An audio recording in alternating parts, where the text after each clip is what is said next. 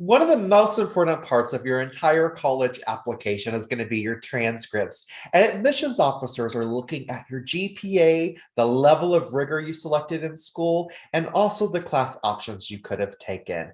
Join us as John Baier, Access College America's director, talks about academic sequencing. He'll also go into AP versus IB courses and so much more.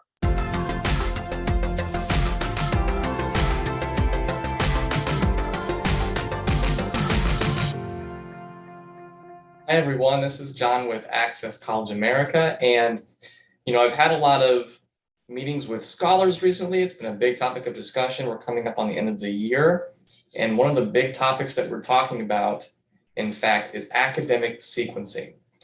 And when we talk about academic sequencing, a few of the things that we really go over are the classes that you will take throughout your years of high school, and how that plays such an important factor in what you end up deciding to study even, and how that impacts your ability to get into college. So let's talk about some of the things that go into academic sequencing today. One of the main things that we want to talk about is that your major will directly influence which classes you take in high school.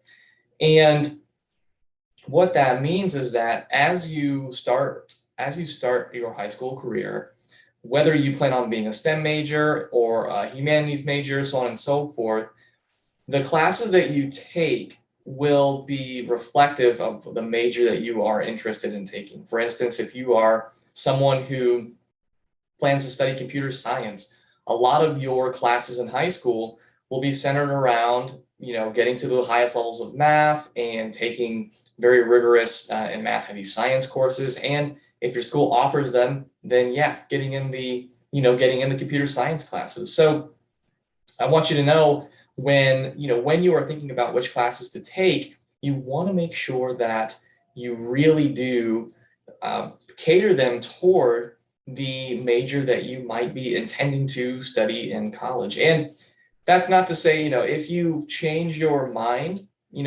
as you get older in high school, that's totally fine. We can always flip gears and pick new classes to help be reflective of what you were trying to study. But just keep in mind that the earlier that you can start on this, the better. In fact, many students who might be thinking about academic sequencing really want to start we would want them to start by as early as their freshman year.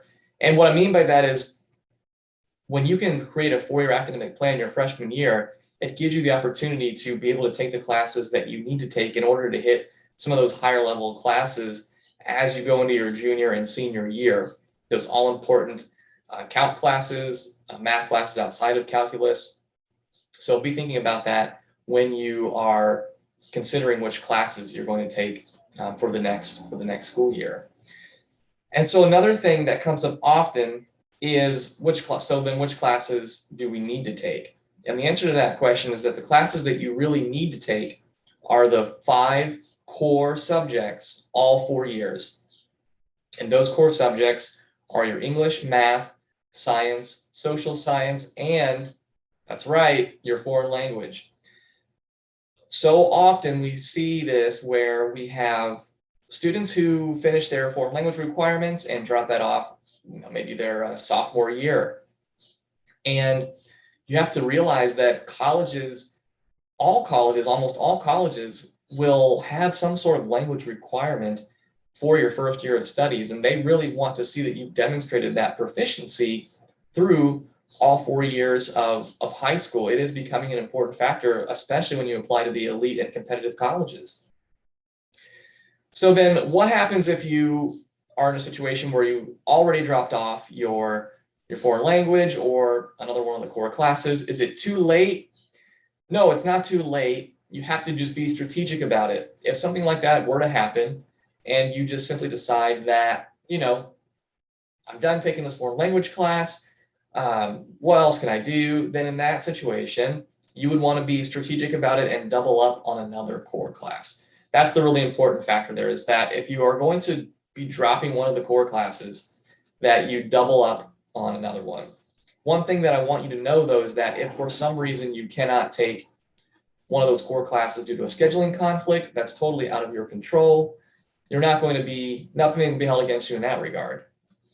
That's also a good topic to touch on real quick, is you are only held responsible for what your school has to offer. Meaning that if your school doesn't offer many AP classes, that won't be held against you. You cannot be held responsible for not taking classes that don't exist at your high school.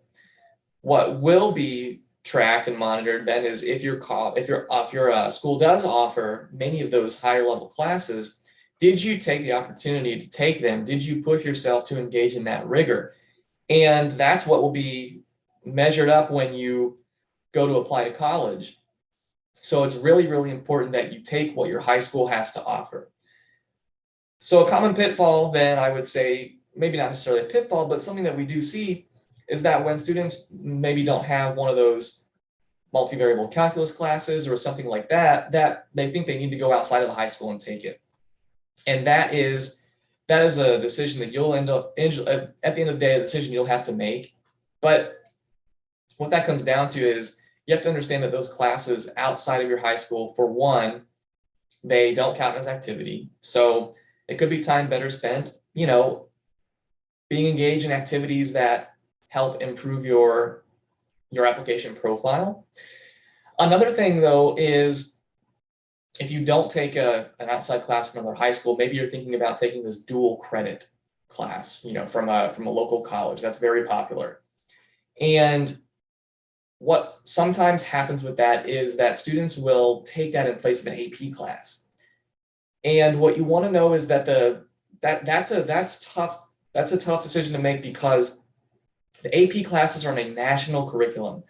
And it's really, really important that when you are deciding which classes to take, that the colleges that are reading your application understand the curriculum and the rigor behind those classes. And they will know that for the AP classes. However, they will not know that, for your dual credit college courses.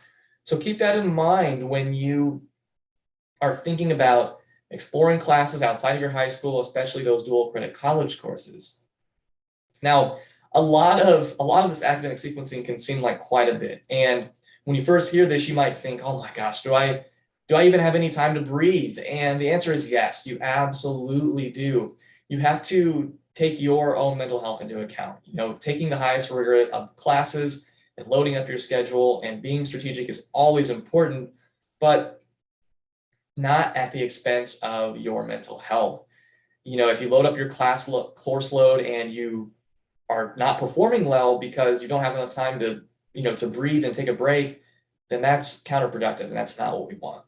So in that scenario, make sure that you think about maybe adding a free period if you need it to perhaps work on college planning, or if you need it to just have more time to study or just relax.